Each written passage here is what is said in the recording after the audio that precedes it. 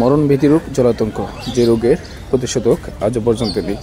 রোগ হলেই 100% মৃত্যু নিশ্চিত। শিশুটির আচরণবিধি দেখলে বুঝতে পারবেন জলাতঙ্ক কতটা ভয়াবহতা। দেখেন শিশুটি কুকুরের নেই আচরণ করতেছে, তাই সাবধানতা অবলম্বন করুন। যখন কোনো বিড়াল, বেজি বা শিয়াল কখন আচর বা কামড় দেয়, তাৎক্ষণিক কারো পরামর্শ না নিয়ে উপজেলা স্বাস্থ্য ক্লিনিকে চলে যান এবং সঠিক সময় ভ্যাকসিন দিয়ে দিন। আর বাচ্চাটাকে দেখতে অনেক লোক ভিড় জমিয়েছে।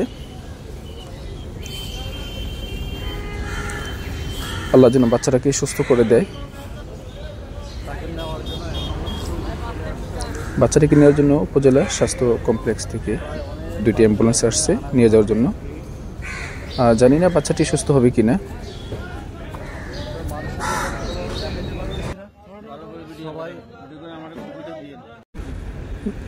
গ্রামের বিভিন্ন ধরনের কুসংস্কারের কারণে যে বিভিন্ন পশুর আক্রান্ত ব্যক্তিকে ঝাড়ফুঁক বা বিভিন্ন রকমের পানি পড়া বা এগুলো খাওয়ানো হয়।